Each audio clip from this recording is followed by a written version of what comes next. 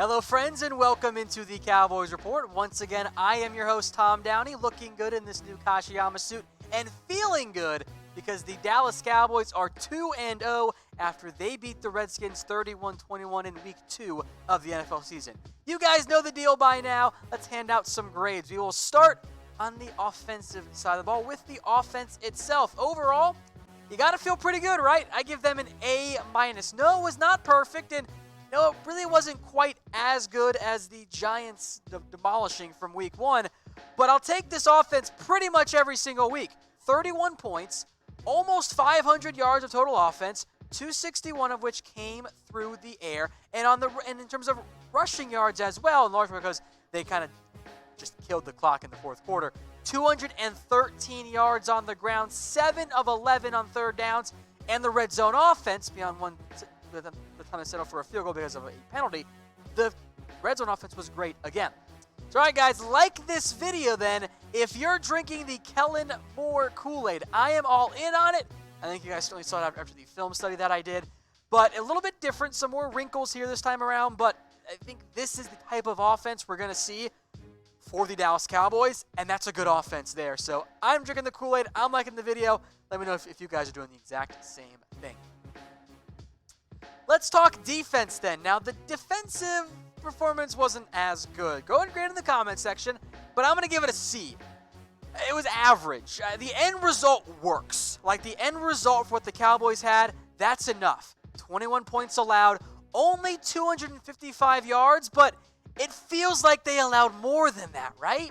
It feels like the defense, the performance was not indicative of 3 touchdowns and barely 250 yards left. That's not what it felt like to me, and based on my mentions, and I think we agree here for the most part, that's not how it felt watching the game. Also, no takeaways, but Xavier Woods, you had that pick 6. You had it. So I'm not panicking about the defense yet, but the players themselves have said they are not up to their own expectations, especially when it comes to the pass rush on that front. So overall, guys, how worried are you about the Cowboys defense? Grade it for me on a scale of 1 to 10. 1 being you're not concerned that all things are going to be totally fine. 10 being fire Marinelli, fire Richard, blow it up, the defense sucks. Of course, I don't think we're at a 10. I am more of the 3 range. I am a little bit concerned. It's also Week 2 of the NFL season. I think that defense will get back on track.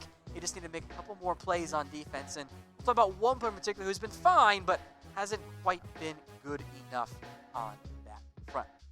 All right, guys, once again, I am wearing this awesome Kashiyama suit. Get your own and schedule a totally free-fitting Kashiyama right here in Dallas at Kashiyama1927.com. That link will be in the description of this video, by the way. So go schedule that free-fitting, Kashiyama1927.com. Mick took care of me. She will take care of you. It's the best suit you'll ever find. Moving on now to special teams, and it was fine. I don't have any complaints. I don't have any, wow, they were incredible. I give it a B. Punt returning was whatever. They were typically backed up when they did get a chance to return it. Maher made all of his kicks, so it's fine. I give it a B. It's good enough, but nothing special to make you go, wow, I'll tell you what, that special teams, they were impressive. It was more of a no mistakes, therefore I'm going to go ahead and give them a B on that front. From special teams to the quarterback, Dak Prescott. Once again, folks, I'm impressed. I give him an A. He had the 1 interception, which, to be fair, bounced off the hands of Randall Cobb, and even Cobb will say he should have caught that one. In total, 26 of 30, with 2 of those being drops, the other being a throwaway, and the other being a deep ball to Michael Gallup that was almost 50 yards downfield. Those are the only incompletions Dak Prescott had in this one. As he stiff arms Josh Norman, by the way, in the background there. 269, 3 touchdowns, ended the game with 18 straight completions. Oh, by the way, he had 69 yards on the ground as well. It may count different for fantasy, and more important for my fantasy team, at least on the ground. But you add the 269 plus the 69, doubly nice, just so we're clear. But that's a pretty damn good showing overall. I was impressed with Dak. It's an easy A for me. So what I want to know, you want to pay Dak. If you want Dak to get the bag and get his deal done right now, type pay Dak in the comments section. Now, it's going to be expensive, but if Dak keeps playing like this, I don't think we're going to complain that Prescott's getting paid $33, $34, $35, whatever it ends up being, $1 million per year. On now to Zeke Elliott, who by his own admission was a little bit rusty in week 1. I didn't see any of that in week 2. He gets an A from me. No drop passes this time. He looked good, and he had a bigger workload than he had in week 1. 23 carries, 111 yards in this one, averaging almost 5 yards a carry. That's about what you want. And a 1 touchdown in this one. The bigger workload did not slow Zeke down. They still did not overfeed him, though, which I appreciate. I think that is the proper way to go about it if you are Dak, if you are Zeke and the Cowboys. You have to find a way to get him and spend more time with him on the sidelines. You cannot give him the ball 35 times a game and expect success. Long term, he'll win you the game, but you got to make sure you have his long-term health and his long-term workload in mind there. By giving Tony Pollard that drive, that's what you're doing by giving Zeke that breather. I like that a lot. I thought it was a good workload for Zeke, and he more than made up for it on the ground and with his production. All right, guys, I'm handing out grades, but I want you guys to hand out grades as well. Go ahead and grade my suit. Let me know A, B, C, D, or F. I do want positive feedback only. So let me know in the comment section if this is an A, B, C, D, or F grade there. I would hope it's mostly an A. And if you like the suit, you can get one of your own. These suits, by the way, start at just $300. Now, if you have a suit, you know that's actually fairly cheap for a good one, and these are super high quality. They're all custom made, custom fitted. So instead of getting a $400 suit at one of the chains, I will not mention like I did before because that was an oopsie on my part, but you guys know who I'm talking about. Get a custom fit one from Kashiyama for the same price. Go book your own appointment, Kashiyama1927.com. You see it on your screen there, Kashiyama1927.com.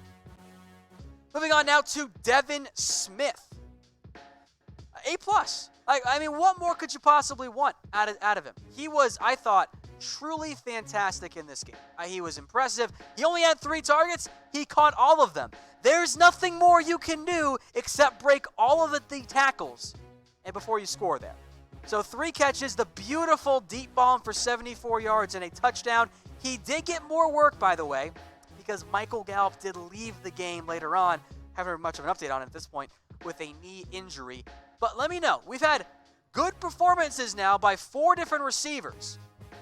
Devin Smith, Michael Gallup, Amari Cooper, and Randall Cobb. So overall, for the entire season, which wide receiver has impressed you the most? Let me know in the comments section which receiver you think has done it. Look, there are a lot of good options here. Cooper's been impressive. Devin Smith had the nice deep ball. Happy as hell for him, by the way. Cobb's made some nice plays. But I'm going to go with Michael Gallup. My expectation this year for Gallup was he can step up. He can be a number 2 receiver for you. And I know it's only been 2 games. He gets an A- this one, by the way, for me. But Gallup has not played like a number 2. He's played more like a number 1 receiver. Now, will that change against better defenses? I assume that'll be the case. But this was a good game for Gallup with 6 catches for 68 yards and no touchdowns. So he gets an A- because there was. I'm not going to count it as a drop. I don't think. I want to see the alternate angles and all that. But there was that one pass that kind of got broken up that went to him. But won't you take 6 for 68 every day from Gallup? Every game you throw in a touchdown or so, maybe even every 3rd game? I certainly would. So for Gallup, who has emerged as a receiver that teams have to respect, that's exactly what you want. In the words of Amari Cooper, everyone's got to eat in the regular season, so they can't take you away come playoff time. Let's move on then to some not so positive grades, because this was not a perfect game. Connor Williams, who you guys know is one of my guys, this was not good. He was pretty bad in this one. I give him a D. Now, the way we grade O linemen is a little bit weird. It's the inverse of D lineman, right? If a defensive lineman wins 3 or 4 times, great game for them. If an offensive lineman loses 3 or 4 times, it's not great. So in the end, I'm giving Connor Williams here a D grade. This was not his best showing. He got beat a couple of different times. Now, don't get me wrong, Daron Payne, that's a hell of a matchup for any offensive lineman, especially one who, frankly, is more of a finesse than power player. But he got beat a few times, mostly early on when the offense had some issues. That interception that Dak threw that bounced off Cobb's hands, it was Williams who just blew the one-on-one matchup there. There were some penalties. I am not panicking yet about Connor Williams. I am not freaking out. It's not the end of the world quite yet. The Cowboys still won the game, but Sewell does need to be better against a team like maybe the Rams with Aaron Donald. That performance is not going to cut it. So I'm not panicking yet, but I'm not naive enough to pretend that Williams was bad or delusional enough to say he was good. He has to be better going forward.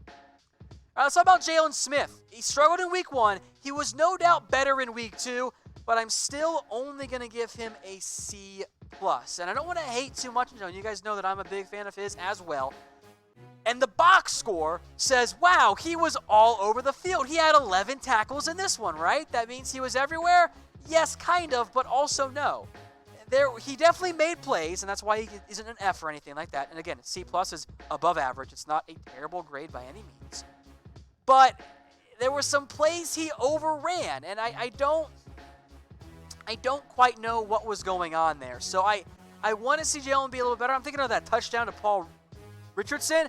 Obviously, linebacker versus receiver, that's not really fair. But Jaylon has to be just a little bit better.